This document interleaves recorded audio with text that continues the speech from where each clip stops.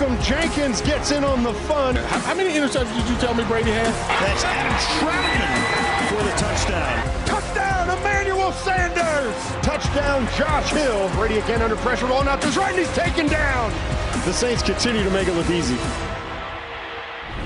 For more on round 3 of the Saints and Buccaneers, let's welcome in our Hall of Fame QB, Kurt Warner. And Kurt, listen, Tom Brady needs a lot more offense versus this New Orleans defense if they want to make it to the NFC Championship. So what adjustments do they need to make there?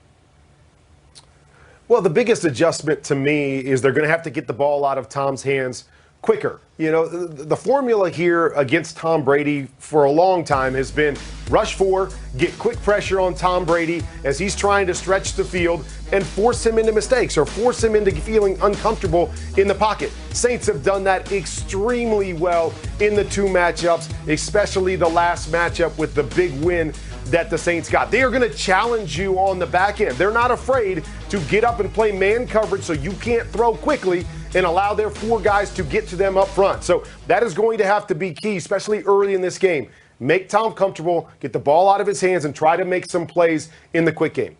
Oh, man. All right, let's switch over to the AFC for a second here because we got a matchup of 2 QBs really in that next generation of elite quarterbacks. So how can Lamar Jackson stay hot against the Bills? Well, the key here is going to be run the football, right? The Bills, when they've struggled this year, when they've lost this year, they've given up a bunch of rush yards. We saw the Colts get back into the game in the second half last week by running the football. And so that's what the Ravens do. That's what they've been built on down the stretch. That's where the strength of their game is running the football. Now, as we always say with Lamar, the key is going to be what he does in the pass game, because you have to believe at some point in time, either Josh Allen's going to score points or this Bills going to find a way, this Bills defense is going to find a way to force you into a drop back game. What do you do in those moments? Can you make the throws? Or maybe, as we just saw there, maybe it's not even about making the throws. Can you find a seam and make a big play with your legs in the pass game will probably be the difference maker in this one. I think in this matchup specifically, Kurt, they're going to have to level up even above expert, above elite to really outbeat one another. All right, Kurt, stay right there because we will dive into more playoff analysis in just a little bit with your top 3 QB storylines for the divisional weekend. The Steelers' undefeated 11-game start to the 2020 season ended with Ben Roethlisberger in tears after losing to the Browns in the wild card. Today, head coach Mike Tomlin spoke about his QB1 and his performance this season. Man, I was more than pleased with the performance of his health and his ability to stay up. In terms of the quality of his play and our play, we'll begin to assess that in the upcoming days. But in terms of him responding to the challenges that he specifically came into the season ready to face, spectacular. All right, let's get to the latest news from around the league with our NFL insider, Ian Rappaport. And Ian, Robert Saleh has been in that head coach conversation for quite a bit now. The Jets seem very interested. Yeah, they certainly were interested. They spent yesterday and today with Robert Saleh. He met with owner Christopher Johnson for a lot of the day, spent most of the day in their building. However, no done deal yet. In fact, the Jets are going through the process, as is Robert Saleh, by the way. After the interview with the Jets, he got on a flight, flew to Florida to meet with Eagles owner Jeffrey Lurie for their head coach interview, certainly a hot candidate. He was replaced with the Jets with Arthur Smith, the Titans offensive coordinator. He now gets a second interview with the Jets. He had previously done a second interview with the Falcons.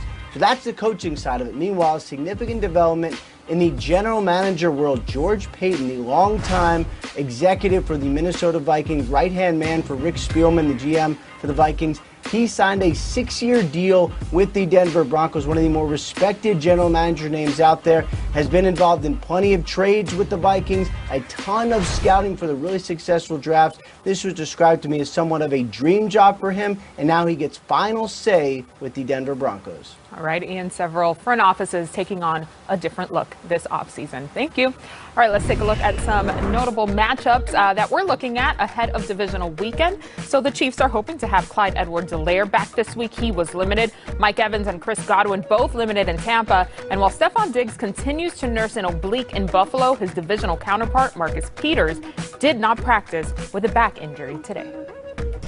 So Still to come on NFL Total Access, what Rodgers can't do, what Brady won't do, what Breeze will do, and what Mayfield better do.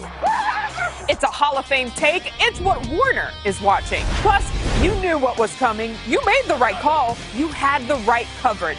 And it still didn't work. How Lamar Jackson and Josh Allen do their best work when you do yours. But first, three-time champ Willie McGinnis on why the fate of the Browns and the fate of the Bucs isn't in the hands of a quarterback. Next on NFL Total Access. They've got one of the best defenses out there, and then on offense, obviously, you got the former MVP in Lamar, and he's as explosive as any player to ever play the game. He's just one of those special guys that obviously they've been having success. He's had a lot of success so far early in his career, and I root heavily for him, just knowing what he went through his first year and how he's been able to do it and how humble and how awesome he is off the field. He's just one of those guys you root for, and it's hard to not root for him when you're playing against him. But, we're enemies on Saturday.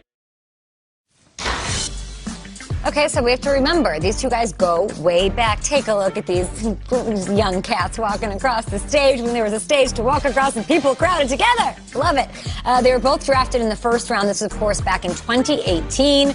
Josh Allen out of Wyoming went 7th overall. Lamar Jackson from Louisville, selected by the Ravens. That was the last pick of the first round, I do believe. Yes, pick number 32. And now he's got his first playoff win under his belt. Lamar's headed up to Buffalo. And Lamar was asked yesterday about whether the weather he's going to face potentially on Saturday night. Take a listen. How much experience do you have playing in the snow, and you've never done it? Zero experience. I never got to play in the snow.